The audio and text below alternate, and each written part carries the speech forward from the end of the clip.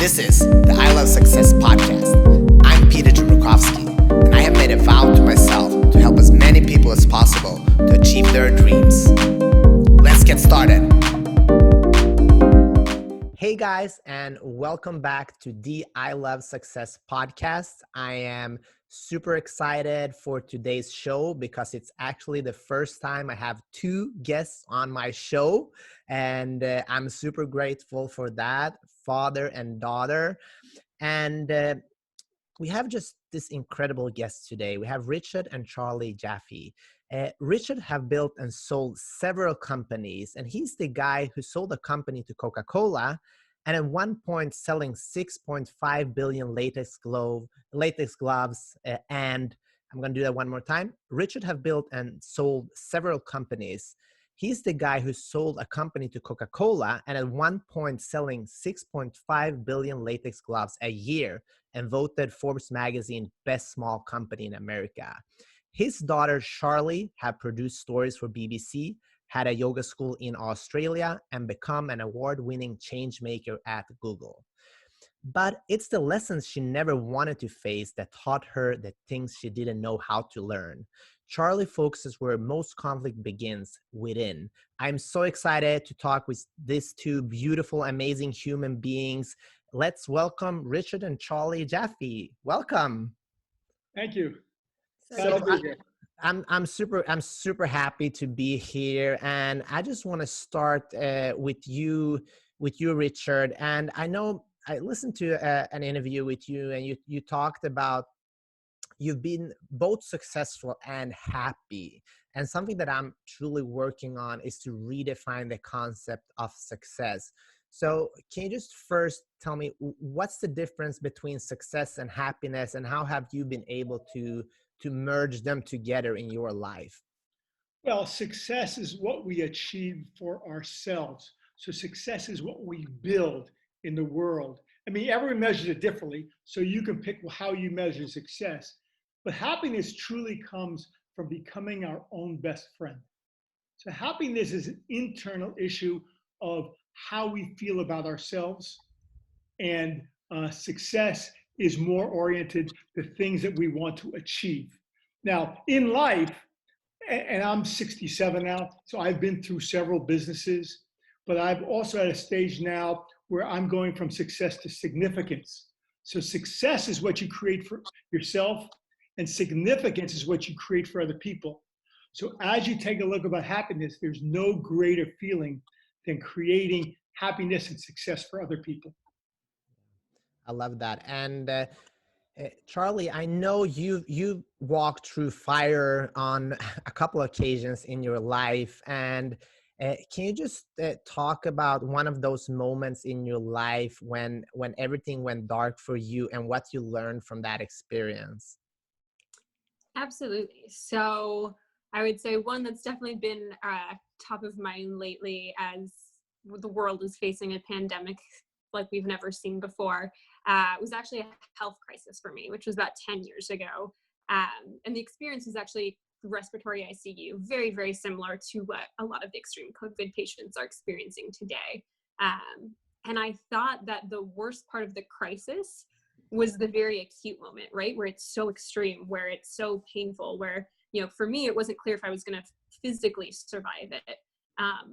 But what was interesting to me, and I had never expected, is that crisis doesn't end after that tiny moment. It can have repercussions after. And so learning how I really wanted to have this quick bounce back, but that avoidance and resilience are not the same thing. And it's very easy to mistake one for the other. And so something really beautiful that I had learned is, while I would love to have just bounced back really quickly, that whole concept of post-traumatic growth, of facing something and not just bouncing back right away, but feeling totally torn apart by it, whether it's a business failing or a relationship failing. But that when we break apart, we actually grow so much more when we learn to put ourselves back together. And that sometimes our greatest failures are really actually setting the scene for our most incredible success, because of how much it forces us to rebuild.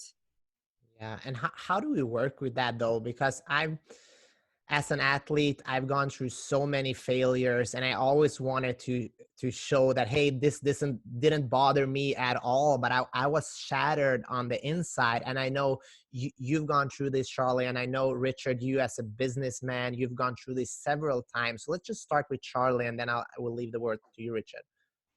Absolutely. Well, I would say, like you said, you were shattered. So I think the first step to that is to really accept the fact that we're shattered and that we're not okay. In my experience, and I don't know, maybe yours as well, is there was the pain of what I was going through, but then there was this extra layer of shame. And while we can't control the environment of the reality that we're in, we do have the ability to affect that shame in a really big way, much quicker than we're able to affect the actual environment. So I think that that first step is being able to allow ourselves to feel broken and to ask for help and to really create space for that. I think we don't do a great job as a society. We love to talk about, like failure and bounce back, but we don't really talk about what does that failure look like and what does it look like to lean into it and to allow it to be there. Because I think the way that we tend to try and run away from that pain, whether it's throwing ourselves into work, whether it's, eating, drinking, watching TV, the ways we run away from it, eventually, like, those hurt worse than what we're running from. So I think the first step is really reckoning with being with dark feelings. And there's so many different ways to do that. My dad and I are both big into meditation, but I think, so that's one big mental practice. But another one is just allowing ourselves to talk about it, whether it's with a friend, an advisor, a partner, just creating a space for that to come out without having to instantly fix it. That sometimes can actually counterintuitively allow it to heal so much quicker than if we're trying to force it. I know, and for me, I know someone once told me, perfect is boring, human is beautiful. And I truly believe that, but sometimes it takes that first step to show up and say, hey, I failed, and this is not who I am. I'm going to recover, but right now I'm going through pain, and that's okay. How have you dealt with that? But Peter, defeat's getting knocked down, but failure is not getting up again. So I think the real issue, and I've been an athlete, I played a year of college basketball, but I always wanted the ball last 10 seconds. I want the last putt. But the issue is, I've always been able to separate my own self-worth from my achievements. And even when I was failing, okay, and one of the hardest moments of my life was in SafeSkin, my second business, where we had taken all the money we made from Coca-Cola, put it into the second business, and I got foreclosure notices, and I got personal guarantees being called. And literally, Charly was 6 months and my son was 3.5. I mean, the world was falling down around me. And when my friend said, how could you hold it together? And I said, listen, as long as I have my health and my family, okay, I can recreate whatever I create. I don't want to, okay, but I'm gonna do the best I can. And I separated my failure. Now, I was shamed. I had all the negative stuff. I wasn't happy, don't get me wrong. Yeah. But the real key thing of risking it all is when you separate the personal achievements and your self-worth. In fact, many successful business people sell a company and then they're miserable, okay? They have nothing to feed them. So it really is a lesson in life, is learning to love ourselves, okay? And to separate our failures or our defeats with who we really are. Yeah. I think the big question is, how do we get there? Because this is episode 184. I've talked to so many thought leaders, everything from world champions to entrepreneurs to 9/11 survivors. And what I've seen and what I've learned during my research is that a lot of these super successful people, they actually do it just to be loved. And a lot of them have had experienced misery when they reached that goal, and they had to challenge themselves to actually start realizing it's not your what you do in life that shows who you are, because you're already worthy as a human being. But let me separate it. So for me, okay, as crisis is change over a short period of time. Crisis is an opportunity. You don't get a choice, but you have to change. The very first step when I get into crisis, and the most important step, is to accept what I can't change.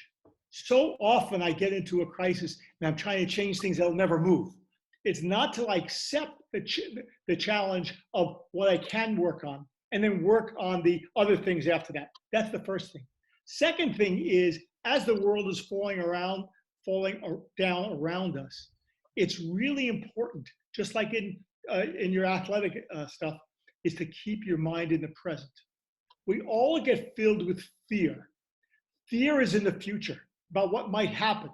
So whether it's meditation, whether it's your own mindset of visualization, is we get into a crisis, we have to learn how to respond, not react. We get in a crisis and we react, we have one to two choices. If we step back and respond, what happens is we get more choices to pick from and we make better choices. But the real key is accepting what we can't change, identifying the outcome we want, and then taking steps in that direction. Yeah. For me. Yeah. And I would say, my dad is very quick to just jump straight to acceptance. And it's fantastic. And a lot of us don't work that way. A lot of us, it takes a little bit more time and effort to get there. But when we think about how do we get to acceptance, for some of us, it can be a grieving process, whether it's failures in business or in sports, as you had said. And so looking at, okay, if we do need to grieve, giving ourselves that space to grieve, to have the denial, the bargaining, the anger, create space for those moments so that you can get to acceptance. But I think the moment where it really changes, and what researchers have referred to as the sixth stage of grief, is meaning. Because no matter, we can't control so much of what happens to us, we can control our responses. And sometimes we do everything right and things still go wrong. But we always have the ability to create meaning from it and to create learning from it. And so when we're able to, in those hard moments, whether it's reaching out to a colleague or a business partner and feeling the connection while sharing in that really hard space, or whether it's learning the lesson you take to your next business, or whether it's simply learning how to ask for help, we all have the ability to find those moments of connection and moments of brightness within hard places. And I think that's something that can really speed up that process. When you said, what's the first step to get there? A lot of times it's simply reaching out and making it a shared experience rather than one by yourself. And one interesting thing that we actually learned while writing the book together that my dad said he hadn't realized before as we're going through all of this is when I look at every crisis that he got through, and there were a lot of them, in every single one, he asked for help. And so there can sometimes be this mindset of I need to pick myself up by my bootstraps and get through it myself.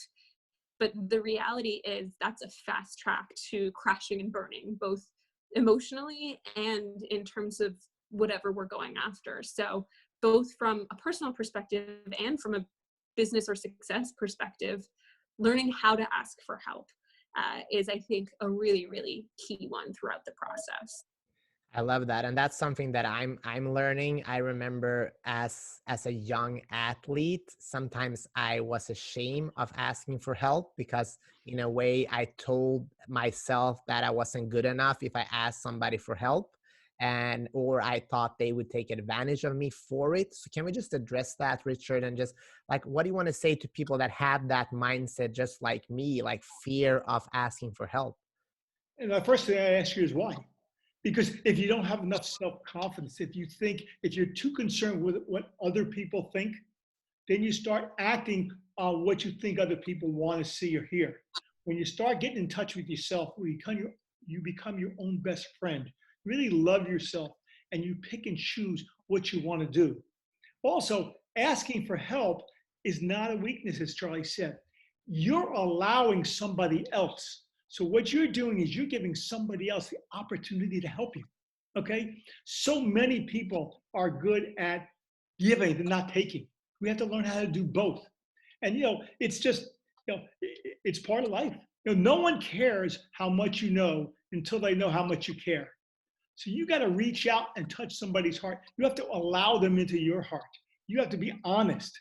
If you're asking for help, okay, then why are you asking? Okay, what do you need? How do you share? I mean, it's a gift. It's a gift to allow somebody else to help you. But that's a mindset and an inner peace aspect that we gotta get comfortable with ourselves. Yeah, I think that's the big question. How do we get comfortable with ourselves? And leading into that, Charlie, I read something that you wrote on your website, and you said, but it's the lesson, it's the lessons I never wanted to face that taught me the things I didn't know how to learn. I know what it's like to lose my health, my dignity, my mind, even my desire to live. And I know you're not the only one. I know there are people with huge potential right now that are feeling this. So what do you want to say to them? Absolutely. Well, I would first off just want to normalize that feeling and experience. When we look at some of the people we respect most, they've been to that place.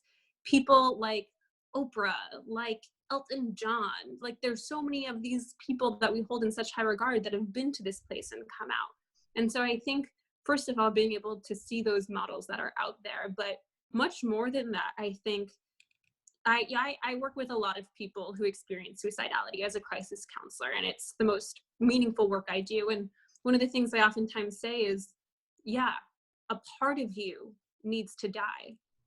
But sometimes we confuse that and think that it's all of us. And so when we're in moments of extreme crisis, when we're in moments of extreme darkness, it's a moment of huge transformation, and it's so hard to experience and exist through. But one of the ways that I kind of conceptualize it is that there's a holiness in breaking. We may absolutely despise it, but we can't see the crucible while we're inside it. So these places where it feels like everything has just totally broken apart is actually that moment of crisis and that moment of huge change. And in that moment, I think being able to reach out for help is just really the biggest part, whether it's someone in your life or whether it's a hotline. Like, there are strangers 24/7 who are sitting there who just want to talk, and many of them have been in that same place. And so knowing that these states are impermanent and that we can start to look at what part of myself does need to be let go of. But also, I would say some of the most beautiful laughter I've ever heard in my entire life has been on the phone with people who are having a very hard time staying alive. And the thing that I think makes that laughter so beautiful is it's almost like there's this energy that's being held in, and it's being let out through that ability to bond over laughing at how wild and ridiculous and obscene the situation is. And so I think being able to be with a person, not that's going to fix it or that is going to make it go away, but being able to be with someone and be really fully seen in that moment, that's an alchemy. Like, there is a magic to that. And there is no silver bullet. Like, there is nothing that's like, snap your fingers and it's absolutely going to go away immediately and everything's going to be perfect.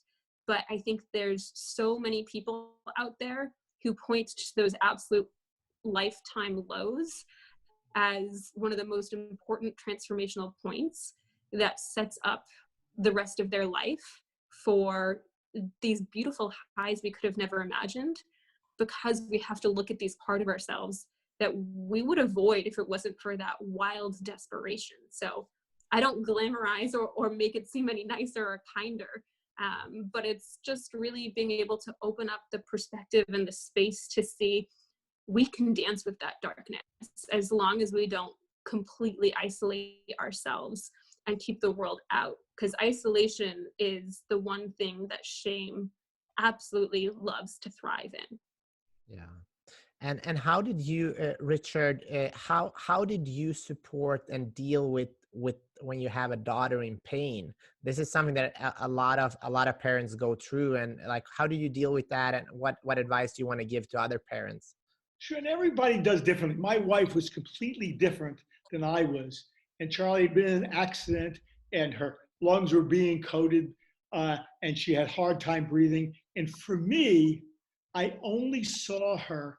I used my mind. I only saw her getting healthy. I could never look at the dark moments. I was 110% focused on what it would look like when she would get out. And when my wife would say, you know, what could happen? I don't want to hear about it. So mine, I am very much a one of controlling my thoughts. And so I wouldn't let for a moment that darkness in. And it really was prayer. I mean, at the time, I've been meditating for 47 years. I do a lot of visualization. But the real issue, when you get down to that moment, when you say to the doctor, what else can we do? And they say, all you can do is pray. You know you're at the mercy, okay, of a higher force. And all you do is pray and keep the mind positive. I mean, I would tell you the same thing when I got into a crisis in business. I would just focus on the light at the end of the tunnel, hoping it wasn't a freight train coming at me, but focus on the outcome. So the way I deal with it is I deal with this focusing on the outcome and staying positive all the time and trying to control my thoughts. But I would tell all my salespeople usually, don't change the present, create the future. So I would create the future in my mind, just like you do in sports, right? I create the future in mind, and then I say to myself, is every decision getting me closer or further away? So I'm a lot more focused on how I control my mind. To do that, you have to let go of some of your emotions and stuff some things down. But when you get into crisis where all you're concerned about is getting out of it, we do whatever it takes to get us out of it. And that was my journey. And fortunately, we got very lucky. And she didn't snap out of it. And it took a long time and still feel some of the effects. But at that moment, when it was life or death, I chose to control my mind and only see the positive. Yeah, that's well, great. One other thing about that, I think also is the coping mechanisms that allow us to get through crisis are not the same coping mechanisms that help once we're out. And so I think one of the other big keys is being able to recognize this. Because I know for me, the things that helped me survive and get through that moment, when I didn't know how to let go of those, ended up haunting me and making it so much harder. So I think it's also being able to identify or have a self-awareness around what stage we're in and recognizing that there's downsides to our strengths and upsides to our weaknesses.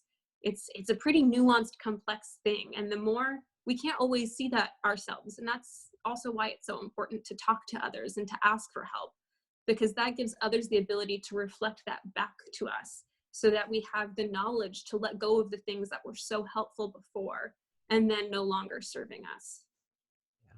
Let's talk about mindset, because people are right now, there's a lot of things going on in the world, and the media is making a lot of us crazy, at least sometimes during the day. And then we get back to normal, and then we have fear again.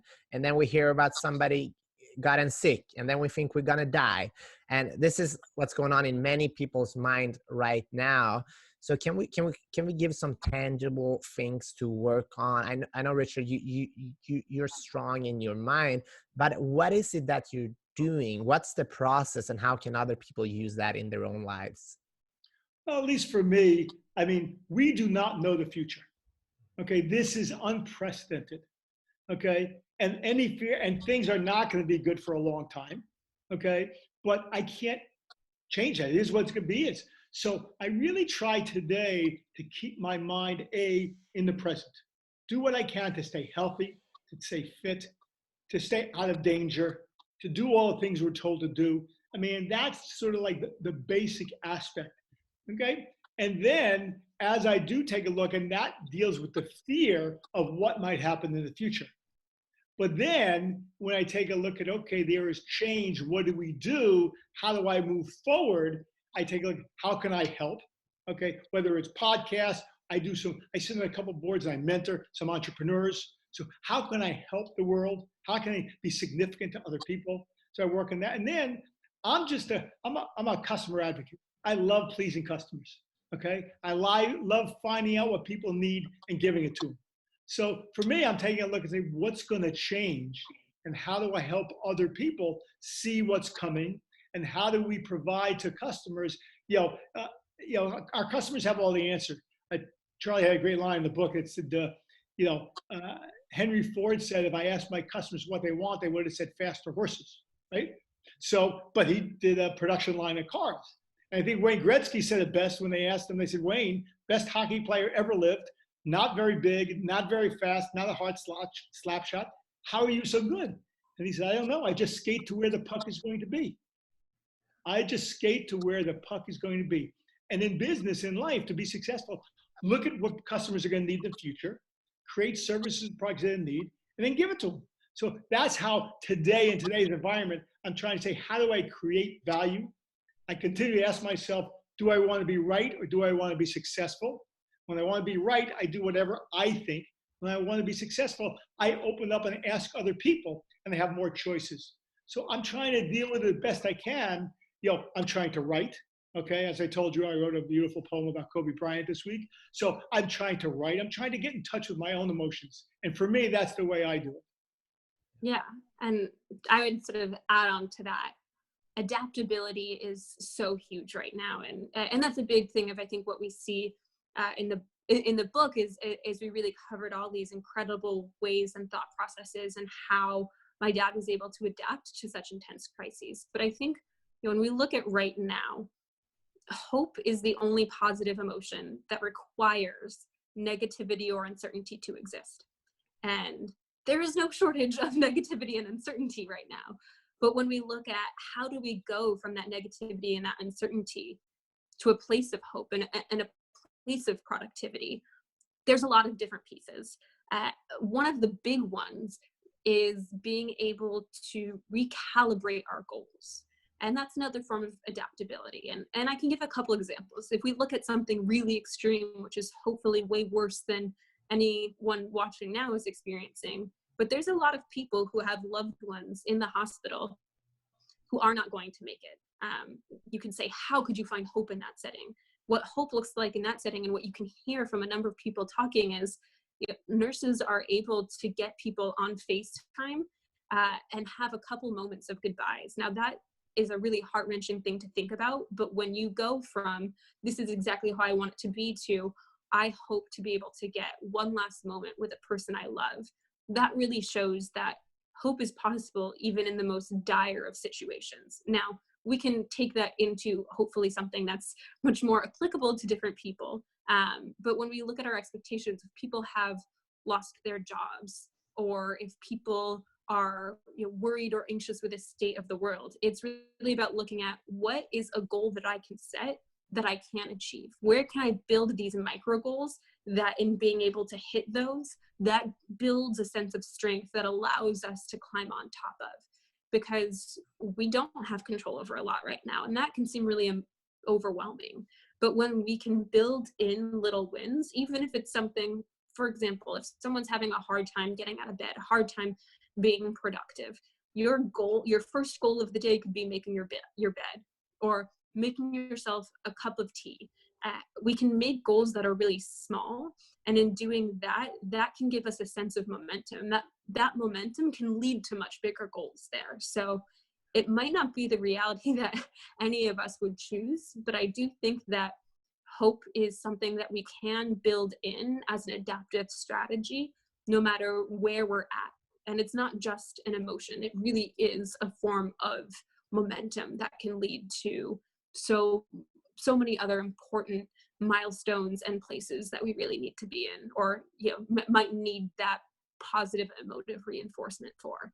But I think on that last piece is, as my dad had said, is looking at how can we help others. For some of us, maybe we're in the position to be able to financially reach out. That's definitely needed. But for others, maybe it's calling someone and asking how they are. There's something about giving back and looking after others and supporting others that can really fill our own bucket as well. And if we're overwhelmed with the negativity of the news, we have the ability to, whether it's calling an older relative or a friend, or make someone else's day in a little way, it's amazing how much that can in return fill ourselves up as well. I want to follow up on what Charlie said, because I think it's so true. There is a universal truth in life, and it's called giver's gain. Okay, you give one place, it comes back somewhere else. In life, if you want trust, you have to give out trust. If you want love, you have to give out love. If you want money, you have to give out money. So how do you feel good about yourself in these times of crisis? Is you give out to others. And what you give to others comes back to you in other places. I think also we talked, as I said, Charlie and I wrote a book called Turning Crisis into Success. And we're all in crisis today. But we measure success differently. As Charlie was saying, some of us want to build big companies. Others just want to be happy. So pick your own level of what success looks like to you and go from where you are to that step, then to the next step, and then to the next step. No one can tell you what success looks like for you. I love that. And we're going to talk more about your book. And I love that you said, pick your own level of what success looks like for you.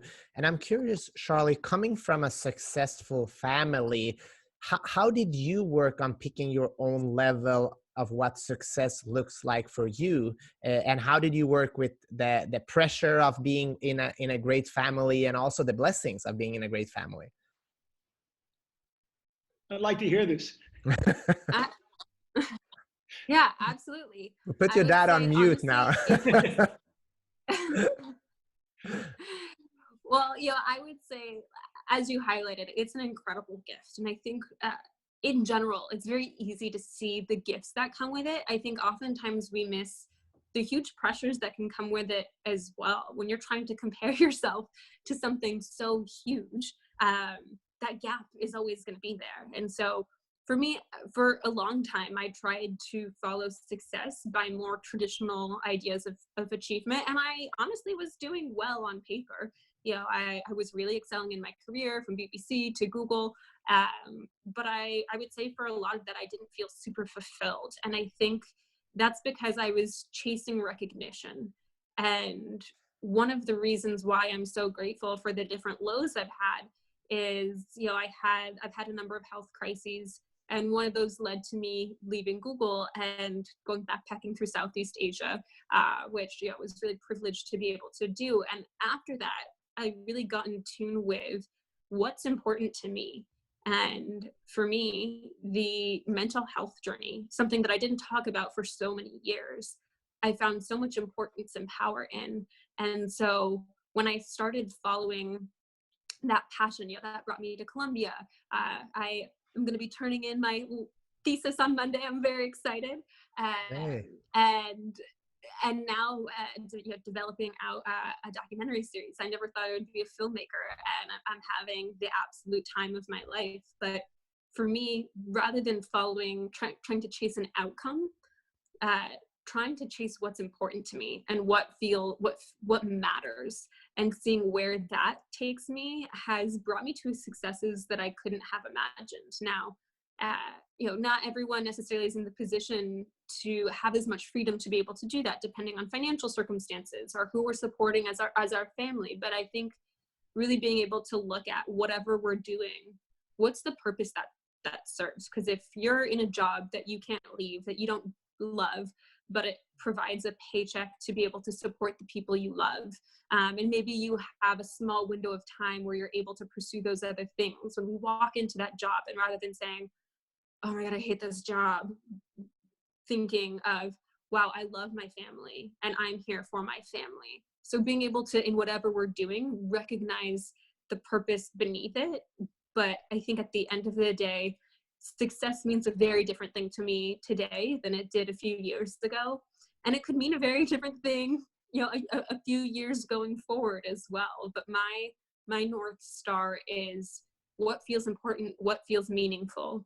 And when I look at a lot of experiences, that North Star question for me is, what makes me more ready to die? And it sounds morose, but I actually don't find it that way, because I think of it as what fills my life with so much passion, so much joy, just so much fullness, that when I do reach my deathbed, I can look back and be like, yeah, I'm ready. I did it right.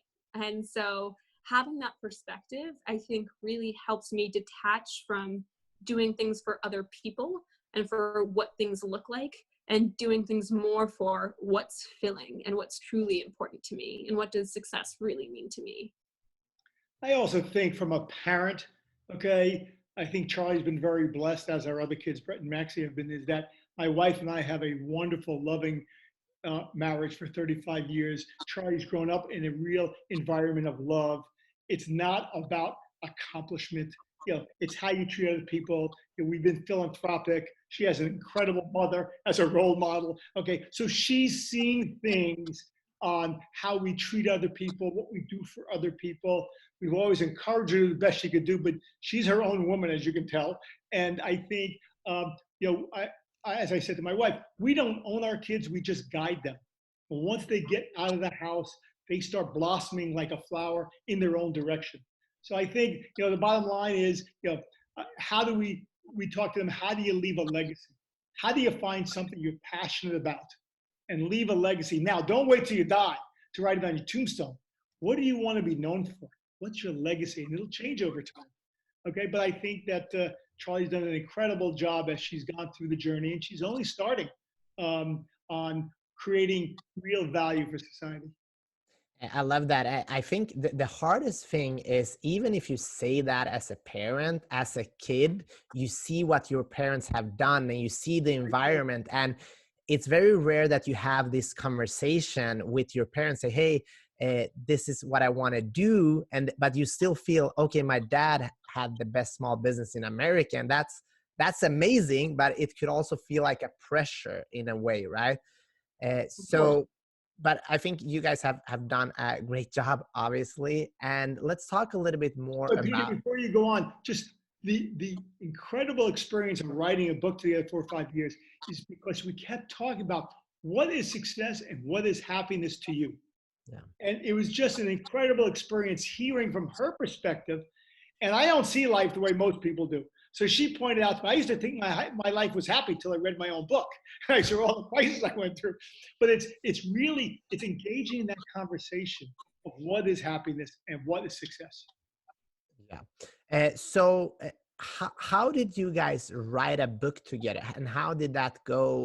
Were there any big fights about who's gonna write who? Like, how was that experience? Well, we both have a different idea of how it got started. Okay. And we can share each. Although mine is documented and everyone's sort of on my team. But I don't really care what other people think, so I'll tell you what's true. Okay. So after I sold the two companies, one to Kimberly-Clark and one to Coca-Cola, I started going to business schools to speak to MBA students. I went to Cornell, UCSD in San Diego, about happiness and success, because I believe there are several key elements that are common to both. And then I said, why do I need to keep traveling? Okay, well, why don't I just write something? So I started writing it. I shared it with Charly. He says, Dad, you need my help. Let me help you. Okay. And we started. My version. All of the writing is hers. So again, I went for 4 or 5 years. It felt like I went to therapy. I would write what happened and say, no, Dad, I don't want to know what happened. Tell me what you thought, what you feel, what you say in that moment. I want to know the hardest times of your life. She knows more about me before I met my wife and some of the breakups I had with my girlfriends. The deepest hurt. And we have a loving enough relationship and open and honest. I shared it. I had nothing to hide. Okay. So it was that the ability to write. Now, we were not in the same place. She was at Google. She was in Asia, all over the place. So, but it was an iterative process back and forth. I'd write 3 pages and she'd give me back 2 paragraphs. I mean, but she was the one that directed it. She was the one that wrote the words. It might be my story, but she did an incredible job drawing it out of me. And let's hear the real story now. I'm gonna take your lead now, Charly. Oh, no. You've got some good senses. You can see how it works. Well, so the beginning, my dad was spot on. He'd been talking to places, started working on the book, asked for some editing feedback, and I don't hold back when it comes to that. And so he found the feedback quite helpful and said, hey, would you want to do this thing? Would you want to write this together? And it was a really beautiful experience from there, kind of like how my dad was saying there, but I would say I would have never had the excuse to say, so let's talk about your childhood insecurities, and getting to really, and just the way the dynamic changed, where we were complete equals within this, was such a cool exploration. And getting to know my dad at 23, at 27, at 33. When you talk about the success of this book, a lot of people would look and say, yeah, like not like a bestseller, like that's the big thing. And to me, that's cherry on top of sundae. Like that's an extra bonus. But the powerful part is just the closeness that we got to experience and the tightness in our relationship. Now, mind you, over the course of those 5 years, I had moments where my health was failing. I was running a small business in Australia and things were really, really tough and not going well then. So the tagline to the book is, it's turning crisis into success. But that tagline is a serial entrepreneur's lessons on overcoming challenge while keeping your shit together. Now, to be writing that and have a moment where mine was not at all together, like the irony was not lost on me. And that was really hard to feel like I was writing this story of success while I felt nothing like that. But to learn how to continue showing up throughout all the different places I was in and to be in such a good place by the time it was done was a really beautiful experience, to give my dad that feedback and to do that dance and to get to tell his story and be able to hit the words I knew he would want to say on the page was really special. But to let him at the same time and let the book teach me as I was writing it was an experience I would have never known to have dreamt of. Yeah. Thank you for sharing that. And let's talk about the future. Like, what are you guys creating for the next year and next couple of years? What do you want to see in the world and how are you a part of that? Charlie, Charlie's doing something very significant. So Charlie, why don't you share first? Yeah, I can. So I am currently working on developing a documentary series, actually, which is exciting. I've not a background in TV at all, but really coming from both my master's and the crisis counseling experience, but more so my own lived experience. And it's a series. It's a show about hope, essentially, and looking at suicide survivors, people who have maybe wanted to die or tried to die, and came back from that. Because when we look at media today, when you bring up that word, most people think of completed suicides, people who've died. But for every one person that dies, there's over 20 that survive, many of whom go on to lead happy and fulfilling lives.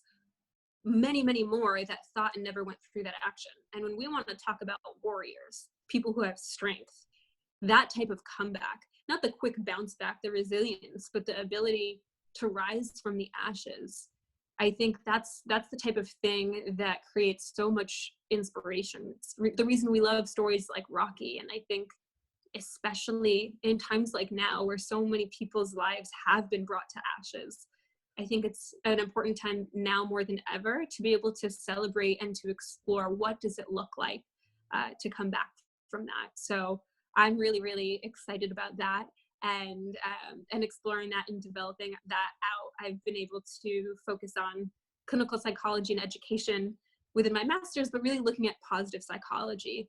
And to me, positive psychology, which is not ignoring the dark stuff, but being able to have a wider perspective of it and to bring in darkness and light into the same place and to see the strengths within the hard places, like that to me is so beautiful. So I'm really excited to be bringing, I feel like it's a new thing that I'm birthing into the world. And my dream would be to have that take off in ways where that is my big focus and my big work in the coming times. That's awesome. And I love to see how you shine up when you talk about this. This is something that feel that passion flowing. I can really feel it. So super excited about that. How about you, Richard? Yeah, so I have lots of opportunity. I mean, having written this book, I mean, all of our reviews in Amazon are 5-star. I get emails all the time of how much it helps people out. So I'm trying to figure out without traveling, because we can't travel, how do you go out there and how do you help others? How do you promote, because we're all going through crisis, how do you help people get from crisis to success? So that's one aspect. I did publish a book of poetry 10 years ago called Inner Peace and Happiness, Reflections to Grow Your Soul. And so I started writing again, as I told you, I wrote one for Kobe and writing other poems. So writing poems. I wrote a song last year, lyrics to a song. So I'm trying to figure out, how do I grow my soul? And we all grow our soul differently. So I mentor, right now I sit in a couple boards and I mentor some young entrepreneurs. okay, on how to grow their business. And that's very fulfilling. So I've had my turn, now it's somebody else's. So I'm trying to figure out how do I go from success to significance by helping others create value for themselves. I love that. And we're we have a couple of more minutes, and we're gonna end with you reading the poem you wrote in honor of Kobe. But before that, I just want to ask Charly.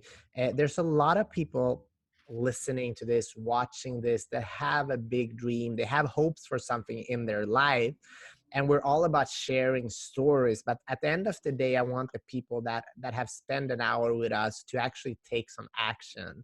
So what's the best advice you have for the people watching and listening right now? What should they do right after to get started and get a little bit closer to their dreams?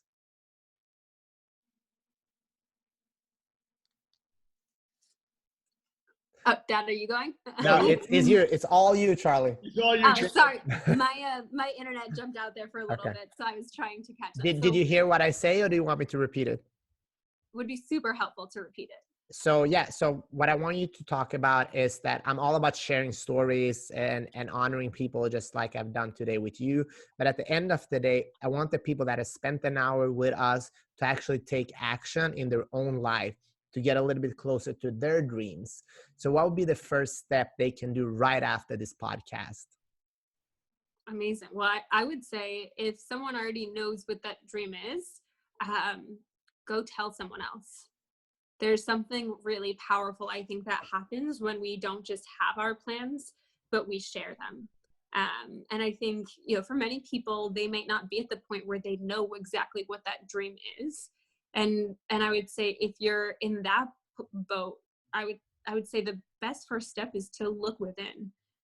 Whether that's sitting down and journaling and reflecting of what makes me feel full. When do I feel most energized? When do I feel most alive? What do I care about most? That identification piece, if we don't know where it is. And if we already know where it is and we've already shared it with people, I would say the next thing, which we've talked about throughout this, is asking for help. If you're intimidated and you haven't made that step, whether it's looking through the internet to identify someone, but look for someone who could help you on your journey and reach out and ask for help. And I would say you don't actually even need to know what the dream is yet to do that. If you're still figuring it out, ask for help in figuring it out. I would say that's really a super strong practice to help you figure things out, but it's also a muscle that you can build that'll help you along the way. Thank you for sharing that. Here, I would add that if people are listening, they choose to, they can read or listen to our book, Turning Crisis into Success. And when they're done, we have a website, crisisintosuccess.com. And there's a place where they can send us questions and we will answer them.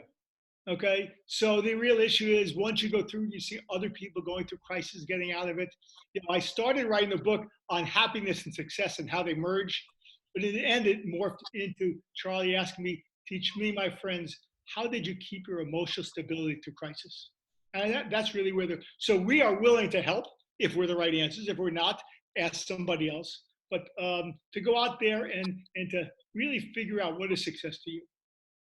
Thank you. Thank you for sharing that. And we're gonna end this podcast with a tribute to Kobe. I'm gonna take my hat off. The reason why I have a hat today is because I haven't been able to go to the hairdresser. So my apologies. I'm gonna order a buzzer. Well, I have to tell you that firstly, I'm a part owner of the Phoenix Suns. Yeah. So I've rooted against Kobe for many, many years. And I've loved to hate him and I hated to love him, but he was an incredible human being.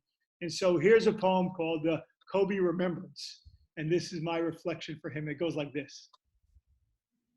Maybe once in the generation, a special player comes along whose grace flows like poetry, yet whose spirit fights so strong.